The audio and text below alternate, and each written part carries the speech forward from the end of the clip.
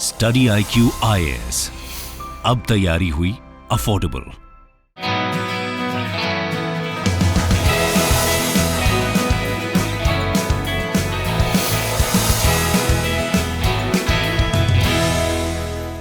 नमस्कार दोस्तों, स्वागत है आप सभी का स्टडी IQ में। मैं हूं आपका दोस्त राहुल सायगांवकर। आज हम लोग नॉर्थ ईस्टर्न रीजन के बारे में चर्चा करने वाले हैं। हम लोग बात करने वाले हैं नॉर्थ ईस्टर्न रीजन को सरकार कैसे एक एग्रीकल्चरल एक्सपोर्ट का हब बनाना चाहती है और किस तरह की स्ट्रैटेजी यहाँ पे एम्प्लॉय की जा रही है, इसके बारे में हमारी चर्चा होने वाली है। अगर आप यूपीएससी सिविल सर्विस की तैयारी कर रहे हैं या फिर स्टेट पीएससी की तैयारी कर रहे हैं जहाँ पे सब्जेक्टिव क्वेश्चंस आते हैं, तो यहाँ पे आपको मल्टीपल थीम्स मिलेंगे। एग्रीकल्चर एक्सपोर्ट्स, रीजनल इम्बैलेंस से जुड़े हुए बहुत सारे सवाल आते हैं क्योंकि नॉर्थ ईस्टर्न रीजन के बारे में डिस्कशन होने वाली है। इन जनरल एक रीजनल डिस्पैरिटी हम लोग देख सकते हैं between main land and the north eastern region. तो नॉर्थ ईस्टर्न रीजन के ऊपर अभी फोकस आ चुका है कि कैसे इसे एक एग्रीकल्चरल एक्सपोर्ट हब बनाया जाए। एक इंस्टीट्यूशन है APEDA, agricultural and processed export development authority of India, जिन्होंने स्ट्रैटेजी बनाई है, कुछ स्टेप्स लिए हैं पिछले कुछ सालों में, जिसकी वजह से एग्रीकल्चरल एक्सपोर्ट्स काफ़ी बड़े हैं नॉर्थ ईस्टर्न स्टेट से। तो हम लोग जानेंगे इनकी स्ट्रैटेजी क्या है, किन किन जगहों पे फोकस रहा है। इस डिस्कशन के दौरान हम लोग कुछ नॉर्थ ईस्टर्न प्रोडक्ट्स के बारे में भी जानेंगे, जोग्राफिकल इंडिकेटर्स के बारे में जानेंगे। तो काफ़ी इंटरेस्टिंग और इंपॉर्टेंट इन्फॉर्मेशन आपको मिलेगी in this particular video. To get to know all that information, मेरे साथ बने रहिए on study IQ till the very end. चलिए चर्चा की शुरुआत करते हैं, लेकिन उससे पहले अगर आप यूपीएससी सिविल सर्विसेज की तैयारी कर रहे हैं तो you are at the right spot. आप जानते हैं कि स्टडी IQ का फाउंडेशन बैच, लाइव बैच शुरू हो चुका है 11 जुलाई से। केवल ओरिएंटेशन क्लास हुआ है, कुछ ही दिनों में कंप्लीट क्लासेस शुरू हो जाएंगी। सुबह 8 बजे ये क्लासेस चलेंगी और आप जानते हैं कि study IQ foundation batch is a one stop solution for all your UPSC civil services general studies needs. अगर हम इस प्रोग्राम के बारे में बात करें तो इस प्रोग्राम में आपको MCQ बेस्ड लर्निंग कराई जाएगी। इसी प्रोग्राम में आपको प्रीलिम्स बेस्ड टेस्ट सीरीज भी मिलेगी। हर एक मॉड्यूल खत्म होने के बाद आपको आंसर राइटिंग की प्रैक्टिस करा दी जाएगी, आपको करंट अफेयर्स प्रोग्राम मिलेगा, सक्सेस इन प्रीलिम्स मिलेगा। और इस पर्टिकुलर प्रोग्राम का मैं कहूँगा USP है 1-to-1 mentorship is very very important part. 1-to-1 mentorship में आप अपने सारे जो भी एकेडमिक डाउट्स है, नॉन एकेडमिक डाउट्स है, वो क्लियर करा सकते हैं हमारे मेंटर से। इसके अलावा there would be group mentorship और ज्ञानवाणी सेशंस, जहां पे आप रिटायर्ड ब्यूरोक्रेट्स, सर्विंग ब्यूरोक्रेट्स से इंटरेक्शन कर पाओगे, उनके एक्सपीरियंस को समझ पाओगे, which will be a very important motivation factor for you. ध्यान रखिएगा कि new admissions will close by 20 July 2022। Live classes starting 8 AM। केवल ओरिएंटेशन क्लास हुआ है, जल्द से जल्द यहाँ पे एनरोल कीजिए। आप जानते हैं कि स्टडी IQ का उद्देश्य है कि क्वालिटी एजुकेशन आप तक पहुंचाए एट अफोर्डेबल प्राइसेस। ये पूरा कोर्स आपको, जो भी मैंने आपको फीचर्स बताए, उसके अलावा प्रीलिम्स के टेस्ट सीरीज आपको इसमें आएगी। इसका एंटायर कॉस्ट होगा केवल 18,999। आपको बस ध्यान रखना है कि आपको फैकल्टी कोड इस्तेमाल करना है Rahul live when you check out for the course. For this price you will get the comprehensive package live foundation batch, जहां पे आपकी 10 महीने की कोचिंग होगी या फिर 10 महीने की गाइडेंस मिलेगी। 10 महीने का शेड्यूल बना हुआ है, 900 घंटों से भी ज्यादा आपकी लाइव क्लासेस चलेगी। देर किस बात की है, enrol as soon as possible. Just visit our website और download the app from Google Play Store, जहां पे आपको और भी ज्यादा इंफॉर्मेशन मिलेगी। Do it as soon as possible. जैसे कि मैंने आपको बताया, agriculture and process food development authority of India, जो एक बॉडी है under ministry of commerce and industry, इन्होंने डिवाइस की है स्ट्रैटेजी। इनफैक्ट पिछले कई सालों से कई सारे स्टेप्स इन्होंने लिए हैं, जिसको हम लोग स्ट्रैटेजी या फिर स्टेप्स कह सकते हैं, जहां पे ये एक्सपोर्ट्स को प्रमोट करना चाहते हैं, specially agricultural exports from the north eastern region. यानी कि एग्रीकल्चरल, हॉर्टिकल्चरल जो प्रोडक्ट्स डेवलप होते हैं, जो प्रोडक्ट्स उगाए जाते हैं नॉर्थ ईस्टर्न रीजन में, उन्हें एक्सपोर्ट कहाँ कहाँ करें, उसे कैसे मार्केट करें, एक्सपोर्ट का जो मार्केट है उसे कैसे डेवलप करें, उसके प्रति एपीडा ने काफ़ी काम किया है। तो इनकी स्ट्रैटेजी को हम लोग जानेंगे। उस स्ट्रेटजी पे जाने से पहले सबसे पहले हम लोग बात करते हैं एपीडा के बारे में, क्योंकि MCQ सिंपल से बन सकते हैं on this particular body also. जैसे कि consider the following statements with respect to APEDA, agricultural and processed food product export development authority. सबसे पहली चीज, सबसे पहला स्टेटमेंट ये मैं देना चाहूंगा कि it is a statutory body. Statutory body मतलब एक एक्ट के तहत बना है। प्लीज रिमेंबर, ये एक एक्ट के तहत बना है। इसी नाम का एक्ट है agricultural and process food product export development authority act. 1985 में एक्ट आया था, अगले ही साल एपीडा बॉडी बनी। ये किस मिनिस्ट्री के अंडर आती है? It comes under ministry of commerce and industry under the government of India. In fact चलिए एपीडा की वेबसाइट पे चलते हैं और थोड़ा सा एपीडा के बारे में इंफॉर्मेशन लेते हैं, क्योंकि एमसीक्यू के दृष्टिकोण से कई सारे स्टेटमेंट्स बन सकते हैं। तो ये है एपीडा की वेबसाइट, जैसे कि मैंने आपको बताया, जहां जहां कर्सर मूव रहा है वहां पे ध्यान दीजिएगा। Agriculture processed food products export development authority है, 1986 से स्टैट्यूटरी बॉडी है। इनका काम क्या होता है? देखिए, जब से एग्रीकल्चरल या फिर हॉर्टिकल्चर प्रोडक्ट बना है, उसकी पैकेजिंग से, उसकी प्रोडक्शन में मदद करने से, स्टोरेज में मदद करने से, एक्सपोर्ट जब तक होगा तब तक कंप्लीटली एपीडा साथ देता है। जैसे कि इंडस्ट्री है, एक्सपोर्ट इंडस्ट्री है, फूड प्रोसेसिंग इंडस्ट्री है, उसकी डेवलपमेंट में मदद करते हैं। जो भी एक्सपोर्टर है इंडिया में उनको रजिस्टर कराते हैं। स्टैंडर्ड्स होने चाहिए, क्योंकि हम लोग दूसरे देश को एक्सपोर्ट कर रहे हैं, तो स्टैंडर्ड सर्टिफिकेशन में ये लोग मदद करते हैं। इंस्पेक्शन कैरी आउट करते हैं, स्पेशली फूड प्रोडक्ट है, मीट प्रोडक्ट हो गए, दूसरे प्रोडक्ट हो गए, उनकी इंस्पेक्शन करते हैं। पैकेजिंग में मदद करते हैं, ग्रेडिंग में मदद करते हैं, यानी कि एक्सपोर्ट ओरिएंटेड जो भी मदद चाहिए इस इंडस्ट्री को यहाँ पे मदद करते हैं। किस तरह के प्रोडक्ट ये मॉनिटर करते हैं? APEDA monitors fruits, vegetables, meat, poultry product, dairy products, बहुत सारे प्रोडक्ट ये लोग इंस्पेक्ट करते हैं और इवेंचुअली एक्सपोर्ट में मदद करते हैं। अगर हम लोग एपीडा की बात करें, इट इज अथॉरिटी। ये अथॉरिटी में कौन कौन लोग हैं? सबसे पहले एक चेयरमैन है, वो is appointed by the central government. इसके अलावा agricultural marketing adviser to the government of India, ex officio membership, एक मेंबर नीति आयोग से, 3 एमपीज भी होते हैं पार्लियामेंट के। इसके अलावा 8 अलग अपॉइंटेड मेंबर्स होते हैं केंद्र सरकार से। This is the composition of APEDA। और अगर हम लोग इनके ऑफिसेस की बात करें, एपीडा का जो ऑफिसेस है, हेड ऑफिस इसका न्यू दिल्ली में है। इसके अलावा there are regional offices at these cities which are mentioned here. इनका प्राइमरी काम क्या है? एग्रीकल्चरल और प्रोसेस्ड फूड प्रोडक्ट्स जो होते हैं उसके एक्सपोर्ट को प्रमोट करना इनका मेन फंक्शन है, इसीलिए अथॉरिटी बनी हुई है। तो वो थी बातें एपीडा के बारे में। और जैसे कि मैंने आपको बताया, APEDA agriculture and processed food product export development authority north eastern region के एग्री एक्सपोर्ट्स को प्रमोट करना चाहते हैं, उसके लिए उन्होंने स्ट्रैटेजी बनाई। एक सवाल बनता है, क्या पोटेंशियल है नॉर्थ ईस्टर्न रीजन का? यानी कि क्या यहाँ पे इतने एग्रीकल्चर प्रोडक्ट्स ग्रो होते हैं? क्या इतने हॉर्टिकल्चर प्रोडक्ट्स ग्रो होते हैं? बिल्कुल। अगर हम लोग नॉर्थ ईस्टर्न रीजन की बात करें, फेवरेबल कंडीशंस है, हिली रीजन भी आपको मिलेंगे, यहाँ पे प्लेन्स भी आपको मिलेंगे, अलग अलग तरह के सॉइल टाइप यहाँ पे मिलेंगे, यानी कि almost all type of agriculture and horticulture crops यहाँ पे प्रोड्यूस होते हैं। असम में आपको टी मिलेगा, नॉर्थ ईस्टर्न रीजन में राइस कल्टीवेशन भी बहुत ज़्यादा होती है, अलग अलग फ्रूट्स, अलग अलग वेजिटेबल्स, अलग अलग एग्रीकल्चर प्रोडक्ट्स यहाँ पे प्रोड्यूस किए जाते हैं। इसके अलावा सबसे बड़ा पोटेंशियल होता है नॉर्थ ईस्टर्न रीजन का बिकॉज ऑफ इट्स लोकेशन। अगर आप इस लोकेशन की बात करें, हम लोगों की ऑलरेडी एक्ट ईस्ट पॉलिसी है। यहाँ पे जो भी प्रोडक्शन होगा, अगर हम लोग इंफ्रास्ट्रक्चर बिल्ड करेंगे, then we can export towards the south east Asian region. China भी एक बहुत ही बड़ा पोटेंशियल मार्केट बन जाएगा। इसके अलावा we can export through the maritime route also to the other part, जैसे कि मिडिल ईस्टर्न रीजन हो गया, यूरोपियन रीजन हो गया, दूसरे कंट्रीज को भी हम लोग एक्सपोर्ट कर सकते हैं। सो लोकेशन वाइज एक बहुत बड़ा पोटेंशियल है, प्रोडक्शन वाइज बहुत बड़ा पोटेंशियल है, और कहीं ना कहीं इसको हम लोग हार्नेस भी कर रहे हैं। एपीडा ने पिछले कुछ सालों में काफी सराहनीय काम किया है इस particular region. North eastern region has witnessed 85% growth in the last 6 years, यानी कि यहाँ पे जो एक्सपोर्ट्स ग्रो हो रहे हैं पिछले 6 सालों में 85% राइज है। 2016-17 में नंबर और the value of exports was $2.52 million US dollars. अब ये 2021-22 में ग्रो हो चुका है $17 मिलियन।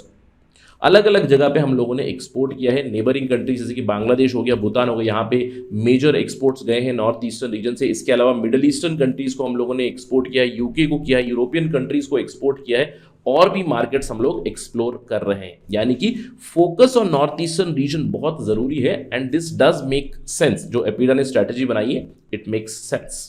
अब इनकी स्ट्रैटेजी क्या है? सबसे पहले they are promoting capacity building, यानी कि कैपेसिटी बिल्डिंग प्रोग्राम्स कर रहे हैं। यहाँ पे जो भी एग्रीकल्चरल प्रोडक्ट्स उग रहे हैं, जो भी डेवलप हो रहे हैं, उन्हें सबसे पहले तो प्रोडक्शन में और उसके आगे वाला जो भी प्रोसेस है, स्टोरेज हो गया या फिर आपकी एक्सपोर्ट में जो भी मदद मिलेगी, उसके प्रति कैपेसिटी बिल्डिंग प्रोग्राम्स ऑर्गेनाइज कर रहा है एपीडा। पिछले 3 सालों में 136 capacity building programmes export awareness से जुड़े हुए यहाँ पे इन्होंने कैरी आउट किए हैं। Highest 62 capacity building programmes were held in 2019-2020।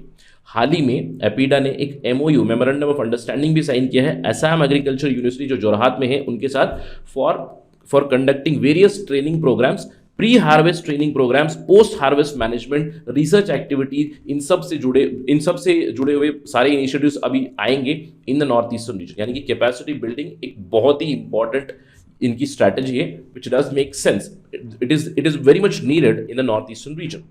इसके अलावा मार्केट लिंकेज करना, यानी कि जो प्रोडक्शन यहाँ पे नॉर्थ ईस्टर्न रीजन में हो रही है, इसे समझ लीजिए मुझे भेजना है से टू यूरोपियन यूनियन, तो मुझे पहले नॉर्थ ईस्टर्न रीजन के जो एक्सपोर्टर्स है उन्हें इन इंपोर्टर्स के साथ कनेक्ट करना पड़ेगा।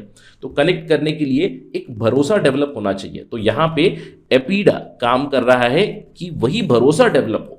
कैसे? जो इंपोर्टर्स हैं, फॉर एग्जांपल ईयू, तो मैंने उदाहरण के तौर पे बताया है, ईयू से जो भी इंपोर्टर्स हैं उनकी फील्ड विजिट ऑर्गेनाइज करवाते हैं नॉर्थ ईस्टर्न रीजन में। वो जाएंगे वहाँ पे फर्स्ट हैंड इंफॉर्मेशन लेंगे कि किस तरह प्रोडक्शन चल रही है, किस तरह के प्रोडक्ट्स यहाँ पे डेवलप हो रहे हैं, फार्मर्स की क्या परिस्थिति है।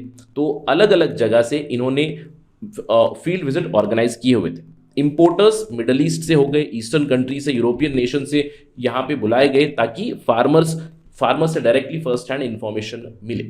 पिछले 3 सालों में एपीडा ने फैसिलिटेट भी किया है 22 इंटरनेशनल बायर सेलर मीट्स और अलग अलग ट्रेड फेयर्स। हम जानते हैं कि पिछले 2 सालों में कोविड-19 की काफ़ी ज़्यादा प्रॉब्लम हुई 2020-2021 में। कोविड-19 के दौरान भी एपीडा ने कंटिन्यू किया एक्सपोर्ट का push by virtually bringing the buyers and sellers, यानी कि seller from India, exporters from India, importers from outside, इन्हें वर्चुअल प्लेटफॉर्म पे लाया, मीटिंग करवाई, फर्स्ट हैंड इंफॉर्मेशन दिलाई कि क्या प्रोडक्ट्स यहाँ पे बन सकते हैं, कितनी मात्रा में प्रोडक्ट बन सकते हैं, कितनी वैल्यू है, नेगोशिएशन, इन सारी चीज़ों में एपीडा ने मदद की। इसके अलावा तीसरा एक इंपॉर्टेंट स्ट्रैटेजी का भाग है ज्योग्राफिकल इंडिकेटर्स को प्रमोट करना। हम जानते हैं कि इंडिया में अलग अलग वैरायटी के प्रोडक्ट्स बनते हैं और आप जानते हैं कि ज्योग्राफिकल इंडिकेशन किन्हें मिलता है। जो भी प्रोडक्ट हो, एक तो एग्रीकल्चर प्रोडक्ट हो या फिर प्रोसेस प्रोडक्ट हो, उस प्रोडक्ट की कोई ज्योग्राफिकल यूनिकनेस होनी चाहिए, और अगर वो यूनिकनेस होगी तो उस पूरे एरिया को मदद मिलेगी क्योंकि जीआई का वहाँ पे लोगो मिल जाता है। तो इसलिए एपीडा ने हाल ही में एक कॉन्फ्रेंस ऑर्गेनाइज कराई थी, export potential of natural, organic and geographical indications agro products in Guwahati, June 24, 2022 को ये कॉन्फ्रेंस हुई थी। इसके अलावा कई सारे जीआई प्रोडक्ट्स को प्रमोट किया है एपीडा ने, जैसे कि भूत जोलोकिया, असम लेमन, मणिपुर का कचाई चंपरा। इनफैक्ट अगर कोई नॉर्थ ईस्टर्न रीजन से ये वीडियो देख रहे हैं, do let me know about the geographical indication और geographical indicator product from your area. So let us make a list और let us try to understand more about the product. आपके product के बारे में बताइए और उसका थोड़ा सा स्पेशलिटी भी हमें बताइएगा, so that we know more about that.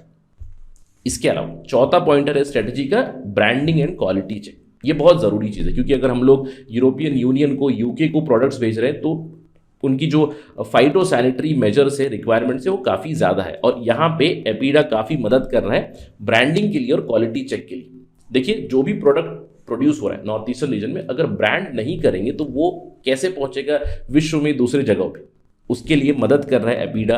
Kiwi wine हो, प्रोसेस फूड्स हो, wet sampling of the Joha rice pulao, black rice kheer जो बनी हुई है प्रोसेस फूड है, उसकी भी वेट सैम्पलिंग की और उसकी क्वालिटी चेक की, उसके बाद उसके एक्सपोर्ट में इन्होंने मदद की।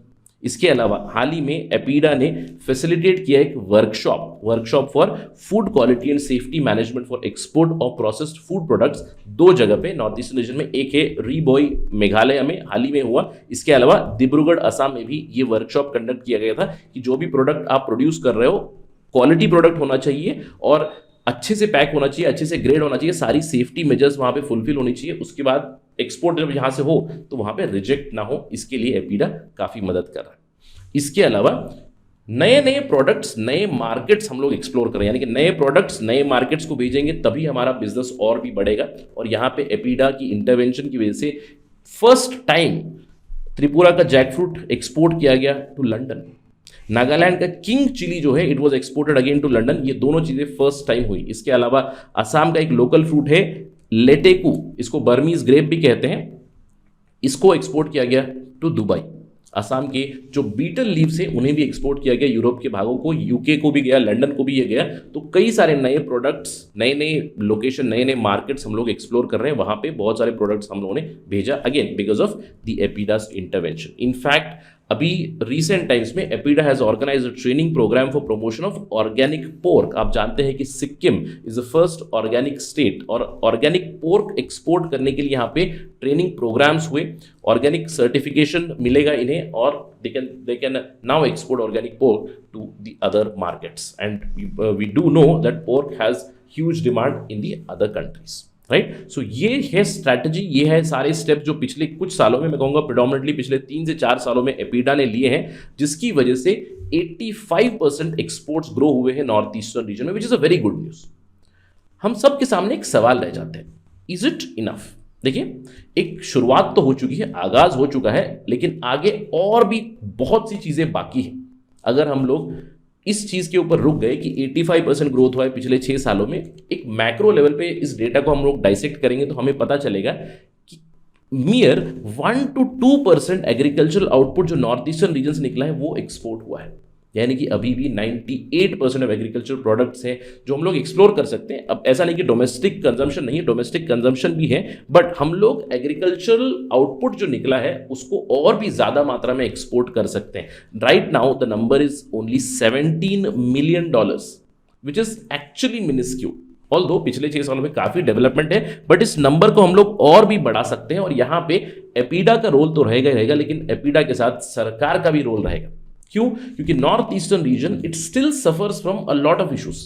सबसे पहले तो प्रोडक्शन और एग्रीगेशन के issues. Production, wide variety of production होता है, उसे हमें एग्रीगेट करना चाहिए, स्टोरेज की फैसिलिटी देनी चाहिए, यहाँ पे हैंड होल्डिंग होनी चाहिए फार्मर्स की, ताकि प्रोडक्शन भी बढ़े। प्रोडक्शन बढ़ेगा तो हम लोग एक्सपोर्ट भी ज़्यादा कर सकते हैं। इसके अलावा food processing industries north eastern रीजन में अभी भी काफ़ी नेसेंट है। इनफैक्ट बहुत ही कम फूड प्रोसेसिंग इंडस्ट्रीज यहाँ पे हैं जिन्हें डेवलप करने की ज़रूरत है, क्योंकि एग्रीकल्चर प्रोडक्ट्स है, अगर हम लोग उसके ऊपर प्रोसेसिंग करेंगे तो उस प्रोडक्ट की वैल्यू भी बढ़ेगी, और ये जो हमारा एक्सपोर्ट है इवेंचुअली इसकी वैल्यू भी बढ़ेगी।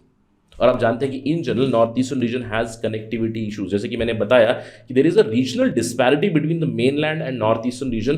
कनेक्टिविटी इशूज ज़रूर है, इसके बावजूद अगर हम लोग साउथ ईस्ट एशियन मार्केट को एक्सप्लोर कर सकते हैं, जैसे कि नए जो प्रोजेक्ट्स आ रहे हैं, IMT हाईवे हो गया, India Myanmar Thailand trilateral highway हो गया, या फिर कलादान मल्टी मॉडल प्रोजेक्ट हो गया, इन चीज़ों की मदद करके हम लोग साउथ ईस्ट एशिया की तरफ हम लोग ज़रूर मार्केट एक्सपैंड कर सकते हैं। अभी फिलहाल भूटान और Bangladesh are the main markets for north eastern region products. We have to expand that further. Lack of infrastructure is another big issue. Lack of cold storage is an issue in general. जो भी supply chain में logistical infrastructure की जरूरत होती है वो काफ़ी कम है नॉर्थ ईस्टर्न रीजन में, and this region is also infested by frequent floods because of swelling of Brahmaputra every season. तो इन सारी प्रॉब्लम्स के चलते अभी भी हम लोग कंप्लीट पोटेंशियल नहीं अचीव कर पा रहे हैं।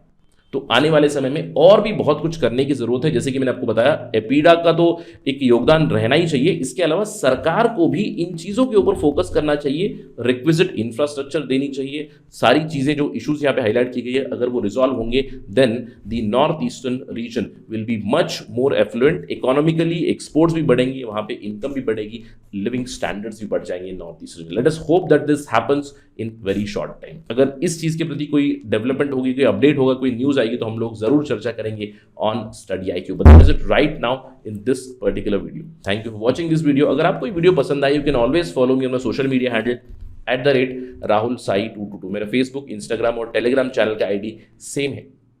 अगर आपको कोई सवाल है, कोई डाउट है, अगर कोई सजेशन है, कोई फीडबैक है, you can always message me on Instagram. I do respond on Saturdays and Sundays. Thank you for watching this. जय हिंद। मैं ओम शर्मा स्टडी IQ के परिवार को बहुत बहुत धन्यवाद देना चाहता हूँ, क्योंकि उनकी वजह से मैंने बहुत कुछ सीखा है और बहुत सारी चीज़ें मेरे लिए आसान हो गई हैं। मेरी तैयारी में एक नया आयाम मिला है। बहुत बहुत धन्यवाद study IQ। Study IQ IAS, अब तैयारी हुई अफोर्डेबल।